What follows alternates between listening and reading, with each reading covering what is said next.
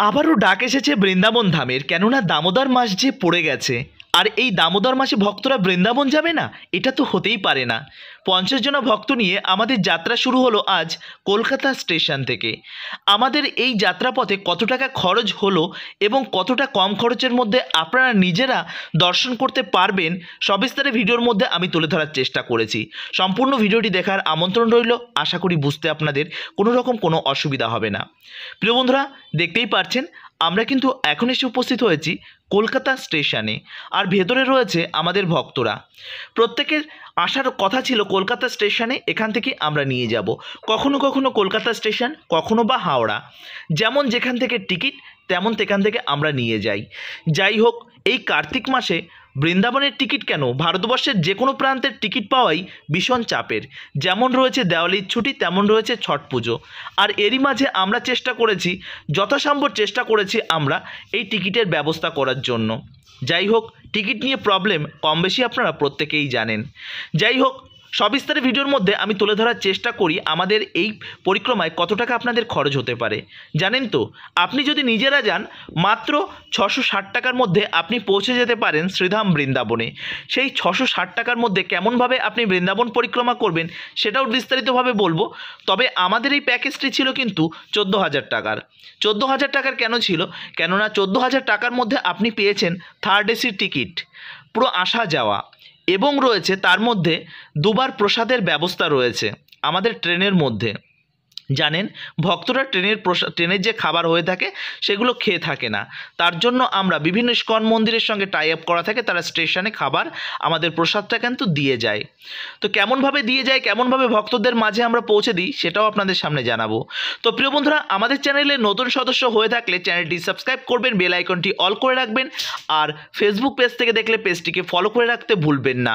তো চলুন আমরা এখন স্টেশনে যাই, আমাদের ভক্তদের সঙ্গে আপনাদের পরিচয় করিয়ে দিই। প্রিয় বন্ধুরা, দেখতেই পারছেন ভক্তরা কিন্তু এখানে অপেক্ষা করছে, যে যেমনভাবে পারছে যেখানে পারছে অপেক্ষা করছে। তবে বলে রাখবো, এই যে আমরা কটা দিনের জন্য যাচ্ছি, আমরা কিন্তু প্রত্যেকেই একে অপরের একটা ফ্যামিলি। আমাদের এই ট্যুরটি অর্গানাইজ করছে বা আমাদের এই পরিক্রমাটি অর্গানাইজ করছে মায়াপুর ব্লগ ইউটিউব চ্যানেল, বা আমাদের মায়াপুর ব্লগ এটাকে কিন্তু করেই থাকে প্রতি বছর। আর এবছর আমাদের কিন্তু 16খানা গ্রুপ হয়েছে, আর অলরেডি সেটা কিন্তু স্টার্ট হয়ে গেছে। আমরা যারা স্কনের ভক্ত তারা কিন্তু আগামীকাল থেকে আমাদের এই যে দামোদর ব্রতটা আমরা স্টার্ট করব। কিন্তু অনেকেই আছে একাদশীর দিন থেকে শুরু করে, আপনারা যে দিন থেকে সম্ভব করবেন। আপনারা যারা পূর্ণিমা থেকে স্টার্ট করেন তারা পূর্ণিমাতে শেষ করবেন, যারা একাদশীতে শুরু করেন তারা একাদশীতে শেষ করবেন। যাই হোক, এটা নিয়ে মত বিমত না রাখাটাই ভালো। আমরা এখন যাচ্ছি বৃন্দাবন পরিক্রমায়। সঙ্গে রয়েছে অনেক ব্রহ্মচারী, অনেক সন্ন্যাসী এবং রয়েছে অনেক সিনিয়র ভক্তরা। তবে প্রত্যেকের কাছে একটা বিনম্র অনুরোধ, এই চলার পথে আমাদের হয়তো অনেক ভুল ত্রুটি অপরাধ হয়েই থাকে, আপনারা নিজের সন্তান হিসাবে ক্ষমা করে দেবেন। কেননা আমরা যাচ্ছি 84 ক্রোশ পরিক্রমা করতে। আমরা এই 84 ক্রোশ পরিক্রমা করার উদ্দেশ্য হচ্ছে আমাদের আর যেন কখনো 84 ক্রোশ জনি আমাদের অতিক্রম করতে না হয়। তো আমাদের এই যাত্রাপথে আপনি কিন্তু মাত্র 660 টাকা দিয়ে ট্রেন টিকিট কিন্তু লঞ্চ হয় 2 মাস আগে, মানে 60 দিন আগে, যে কারণে কিন্তু টিকিট এখন ভীষণ সমস্যার। যেদিন টিকিট লঞ্চ হচ্ছে ঠিক সেই দিন টিকিট 1 থেকে 1.5 মিনিট, মানে 1 মিনিট মতন টিকিট কিন্তু আপনি পাবেন। আপনি যদি কোনো কাউন্টার থেকে কাটেন তাহলে কিন্তু একদম ফার্স্ট লাইন যদি আপনার হয় তবেই কিন্তু আপনি টিকিট পাবেন। তবে অনেকেই আছে আইআরসিটিসির অ্যাপ রয়েছে, সেই অ্যাপস থেকে কিন্তু আপনারা সরাসরি কেটে নেবেন। তবে আমি বলবো আইআরসিটিসির অ্যাপস থেকে কাটাটাই বেটার, কেননা সেখান থেকে টিকিট পাওয়ার চান্সটা একটু সহজ হয়ে থাকে। যাই হোক, আমাদের কিন্তু খুব কষ্ট হয় এতগুলো ভক্তদের একসঙ্গে টিকিট জোগাড় করতে, কিন্তু তাও চেষ্টা করি। তো আমাদের যাত্রাপথে প্রত্যেকের টিকিটই কনফার্ম, কোনো সমস্যা নেই। তো যাই হোক, আমাদের এই যাত্রাপথে আপনাদের বলেছি যে 14,000 টাকা কেন খরচ হয়, এই কারণে আমরা ভালো রুমের ভক্তদের রাখাই, খুব সুন্দরভাবে দর্শন করাই, যে কারণে আমাদের একটু খরচা বেশি পড়ে। কিন্তু সবার পক্ষে তো সম্ভব হয় না।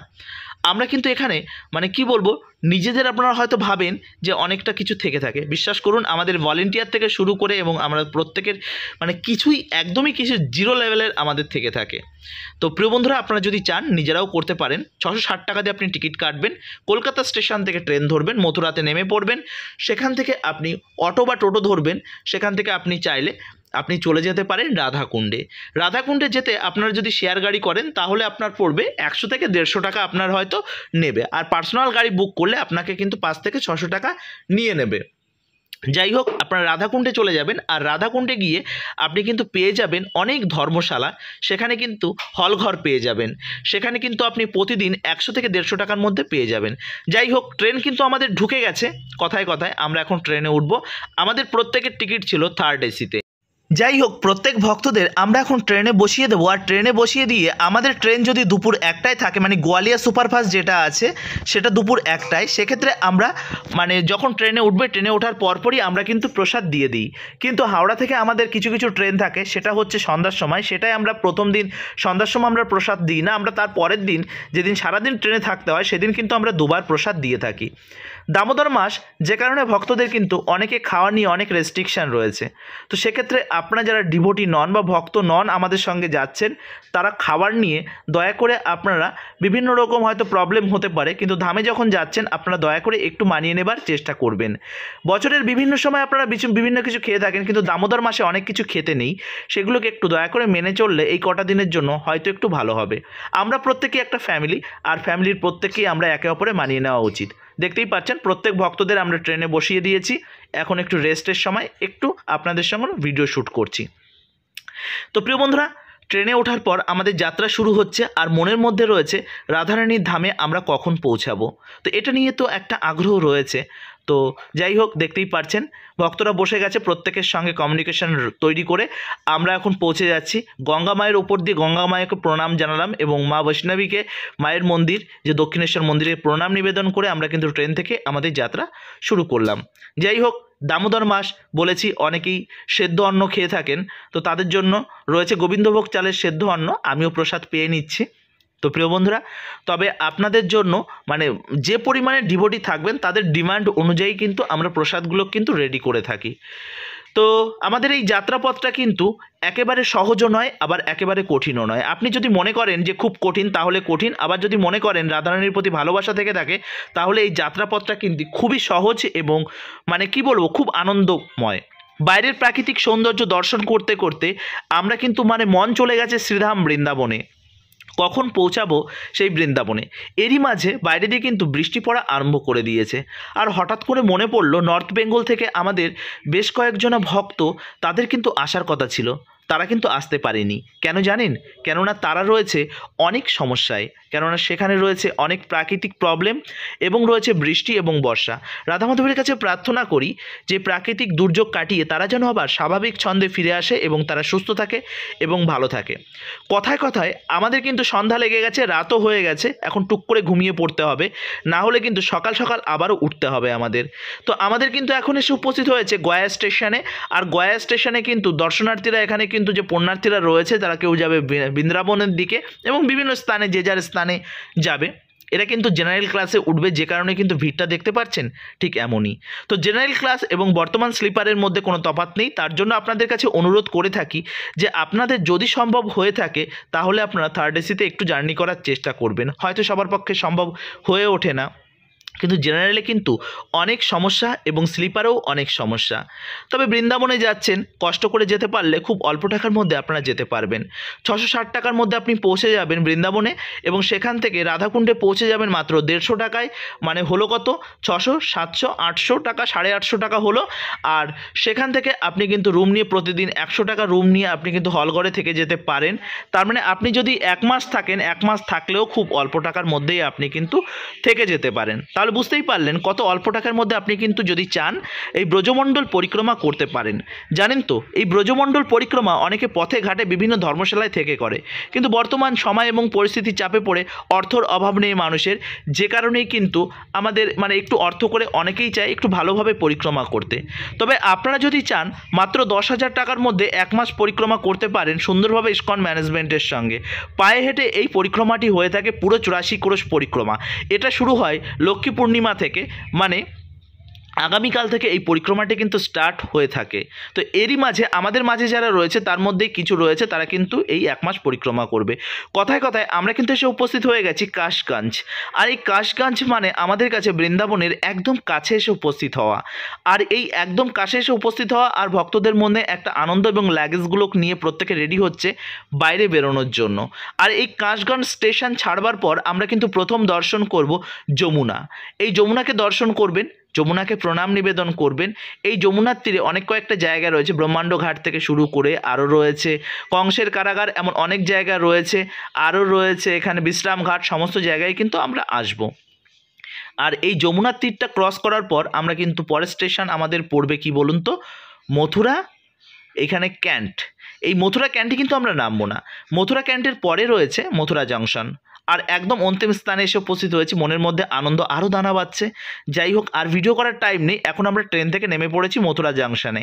মথুরা জংশনে নেমে সর্বপ্রথম ব্রজবাসীদের দর্শন করবেন। ব্রজবাসীদের দর্শন করবার পর ষষ্ঠাঙ্গে যদি সম্ভব হয় এই যে ব্রজের ধুলিতে সর্বপ্রথম আপনারা প্রণাম নিবেদন করবেন।